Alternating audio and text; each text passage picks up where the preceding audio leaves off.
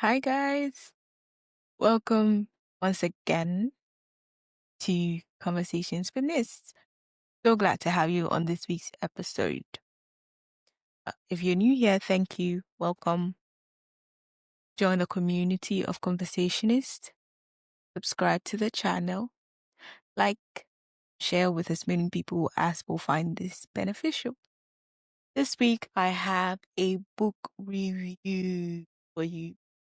I find that the things that this book touches on are such important things, especially when it comes to romantic relationships and even family relationships and even friendships.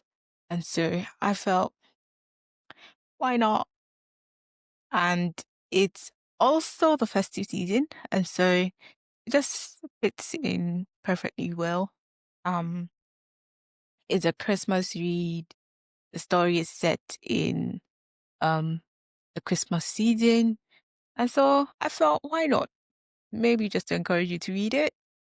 It personally has been my favorite read for this year, if I am not exaggerating at this point. But yeah, it's a book by Comfort Omovre. I hope I got the name right. But it's titled When Love Visits. And it's set in Lagos, Nigeria, and it follows the story of a beautiful, intelligent, hardworking event planner who has built an events business that is thriving and doing well, who subsequently meets Obatade Maxwell, who has just returned from the US to Nigeria to celebrate Christmas.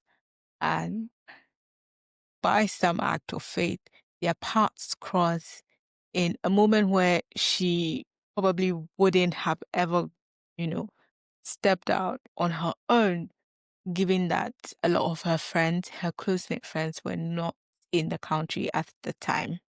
Now she takes the step, goes out one night and meets this guy and a group of his friends. Now, the most important thing for me when it comes to this book is it doesn't pretend to be anything other than what it is. A beautiful, well-written Nigerian story, period. Like, it's not pretending to be anything other than what it is. And I love the authenticity of the author in telling the story that through the lives of Obianuju, the Maxwell family, which is Tade's family, and their friends, she gives us a view into what it is quintessentially to be like Nigerian. And I think it's really beautiful in how authentic it is. It is just a sweet, beautiful story that keeps getting better and better and better. And that brings me to the first thing I want to address. The fact that so many people expect negative things to happen in relationships. People have almost lost hope or confidence, perhaps, in relationships, such that when people meet people for the first time, like you meet somebody for the first time and they show interest in you or something, you're wondering, is this person for real or is it a joke? And for many people, it's a matter of, oh, let's see where this thing goes, because sometimes in a bit to preserve themselves and prevent their hearts from being broken, they refuse to jump all in and rather hide under the guise of let's see where this thing goes, instead of making a full commitment to say, hey, I want to do life with you, let's do it. And that is what I love about the two main characters in this book.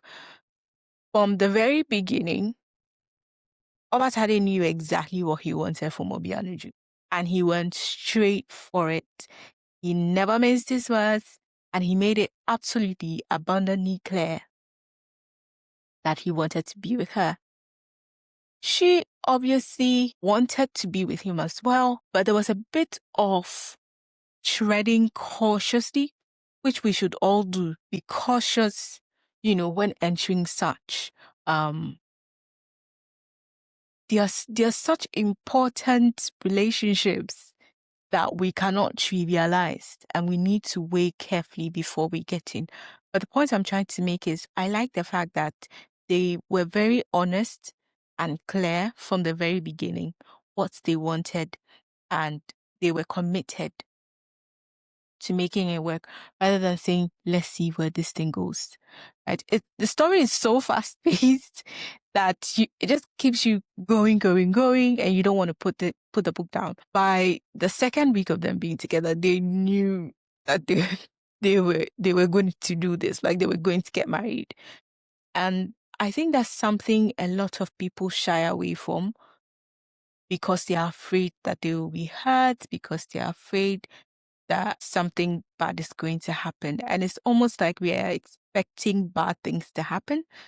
But what I love about the story is that it's one of a progressive sweetness. Yeah, it's a story of progressive sweetness. It's let's show you how it can get even better kind of story. And so I understand that people have had terrible experiences, and the tendency to project on other people is there. The tendency to jump into conclusion that, for instance, all men are the same or all women are the same is there. But I want to challenge you to see that not everybody is the same. All men are not the same. All women are not the same. Each person is different. And the experiences of other people do not have to be your experiences. I do not take other people's experiences and make them your own. And do not project your experiences on other people simply because, hey, this is something that happened to me, and so it could very well happen to you as well. It's really a matter of taking caution, being wise, and making the best decision for you. And so that's one of my biggest lessons from this book. The second thing, which kind of ties in, is to heal, before jumping into another relationship, especially where you have been brutally hurt in a previous one. Or sometimes it may not even have been something from a romantic relationship. It could have been from a family situation. It could have been from a friendship.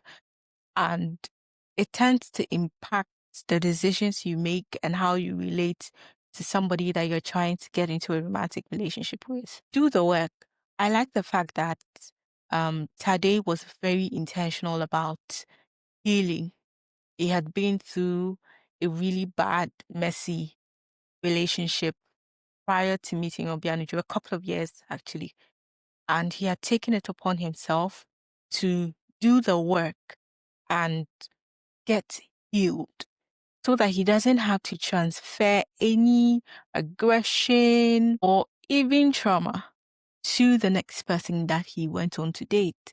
And I think it's something that a lot of people don't consider doing, either because we are shying away from actually addressing the situation head on, or we just haven't thought too much about why we react in certain ways to certain people. Sometimes you begin to question people's loyalty simply because in your past or perhaps in your family setting, loyalty hasn't, really been upheld, or it has been hammered into your head that people really aren't loyal. And so when you meet people who are even loyal, it becomes an issue for you to trust them and trust their loyalty. Sometimes it takes reflection, just sitting down and asking yourself, where does this thing come from? Where did I pick it up from? And trying to work your way through it. There are lots of resources out there today, whether you are going for therapy, whether you are trying to work it out personally, or whether you just, have a trusted friend that you can walk these things out with. It is important that we take the time to actually heal. actually heal, take the time to clear your heart and your head of the mess that other people may have created, or the mess that even you may have created yourself, that is preventing you from successfully engaging with people on a romantic level or even a friendly level. Because I think friendships are also very important. And that leads me to the third thing. The beauty of the friendships that both Tade and Obianuju had with their friends was beautiful. Uju had a tribe, like a whole sisterhood of amazing women who are thriving in their own lives. And the way they look out for each other, the way they were there for each other, is such a beautiful thing. And a lot of people miss out on great friendships simply because they are not ready or willing to put in the work. In all honesty, if we were tending to friendships as much as we were tending to our romantic relationships, our lives would be so much better. A lot of people do not have friends simply because they are not willing to do the work. You may want the beauty of brunch out with friends and all the lovely pictures you see on social media of people doing it with their friends, friendship goals, traveling here and there and all that. But it takes a lot to maintain such relationships. And you have to be ready and willing to maintain it. You have to be ready and willing to put in the effort to say, this is not just about me. There are 2 of us or 5 of us involved. What can we do to help each other? What can we do to ensure that this relationship or this friendship that we have is growing and thriving and mutually beneficial for all of us? That is something we need to intentionally do. We have to do it because sometimes we focus too much on the romantic side of things. Sometimes some people rely so much on romantic partners that the other person becomes burdened because it's like you don't have anybody apart from them. And in all honesty, I think it can be a heavy load for one person to carry. And so being intentional about making great friends, being a good quality friend and attracting good quality friends is something we should have on our priority.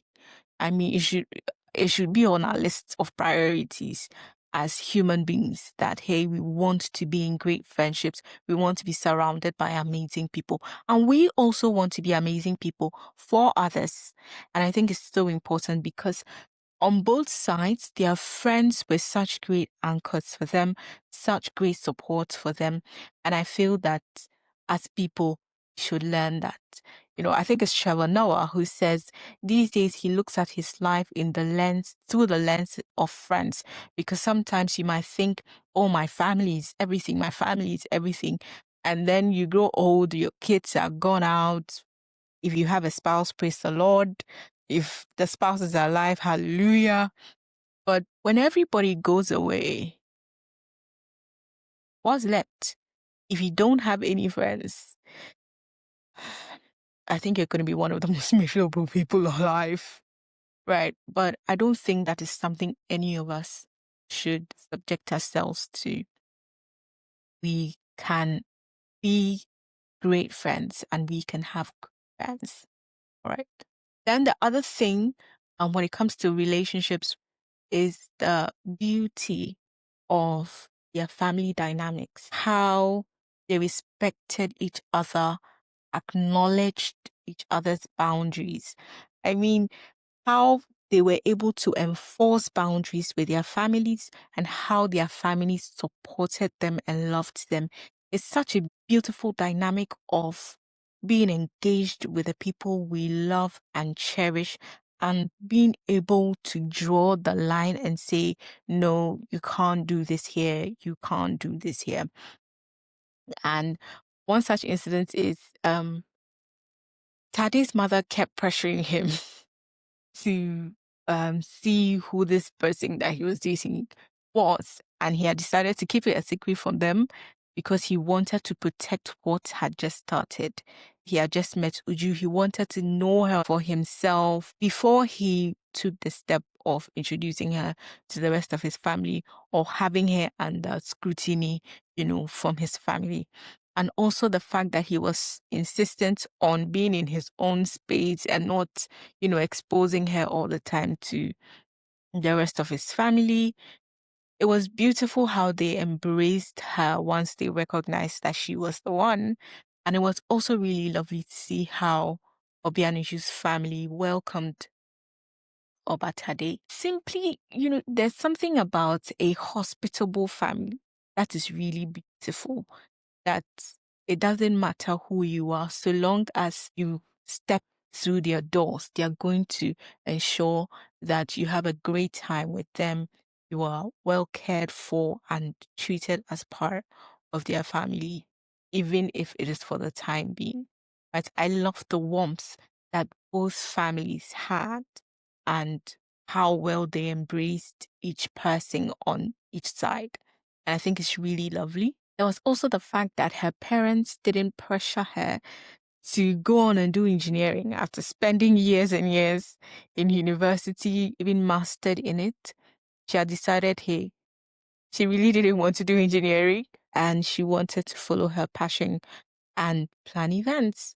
And I think her father asked her how much she needed or if she needed money. And her mom was like, hey, we got you.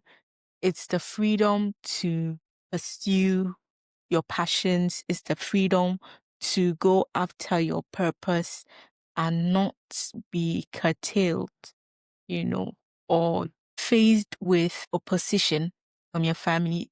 In other words, it's simply having your family support you for following your passions and your purpose. And I think that was a really beautiful thing. So yeah, overall, I think it was a fantastic read. Will I read it again? I have read it 1,000 times since first reading it. I definitely recommend it, especially around this season. I think it just adds a cozy touch to the season. So yes, definitely it's a great read. It was a swell read for me, in all honesty. And I highly, highly recommend it. But the lessons for me are the most important things. Great friendships, being intentional about the decisions that we are making, and definitely over communicate as a couple. Talk to each other, tell each other everything. Don't let somebody get in the way simply because you didn't have the necessary conversations that you were supposed to be having. I loved that they were very transparent with each other. They trusted each other. They never let other people get into their relationship. For me, it's communicate, over communicate, in fact. Tell each other everything that needs to be told. No secrets, no lies, so that you can build a proper foundation of trust for your lives. These days, people date simply for the fun of dating or simply because it's something they can do, something everyone else is doing. But it's too much of a serious endeavor to take lightly.